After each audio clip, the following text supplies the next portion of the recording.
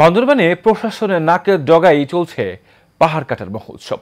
পরিবেশ অধিদপ্তর ও প্রশাসনের নজরদারি থাকা সত্ত্বেও নানা অজুহাতে প্রতিনিয়তই চলছে অবৈধভাবে পাহাড় কর্তনের কাজ।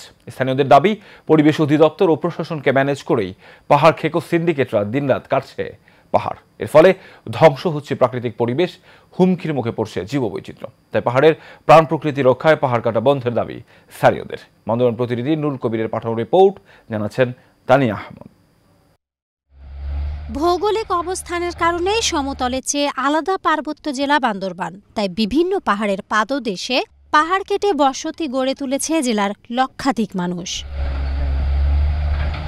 অবৈধভাবে পাহাড় কাটা বন্ধে পরিবেশ অধিদপ্তর ও প্রশাসনের নজরদারি থাকা সত্ত্বেও পাহাড় খেকো সিন্ডিকেটরা দিনরাত সমানতালে কাটছে পাহাড়। তবে স্থানীয়দের দাবি, পরিবেশ অধিদপ্তর সহ সবাইকে ম্যানেজ করে চলে সিন্ডিকেটের পাহাড় কাটার কাজ। পুলিশকে বলে টাকা খাওয়াইলো তো দিনের আইসে মারি কাটতে, এখন ওরা আসে দেয় রাতকে।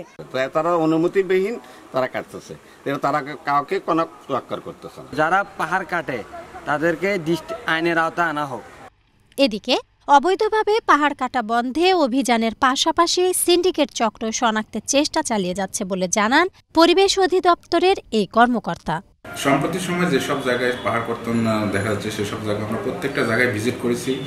তাদের বিরুদ্ধে অনুসন্ধান চলতেছে এবং তাদের বিরুদ্ধে নিয়মিত এনফোর্সমেন্ট মামলা প্রক্রিয়াধীন রয়েছে এবং যে সিন্ডিকেটগুলো রয়েছে তাদেরকে আমরা শনাক্ত করার চেষ্টা করতেছি। শনাক্ত করার পরে তাদের বিরুদ্ধে যথাযথ ব্যবস্থা নেব, যাতে পরবর্তী তারা এই ধরনের কাজ করতে না পারে।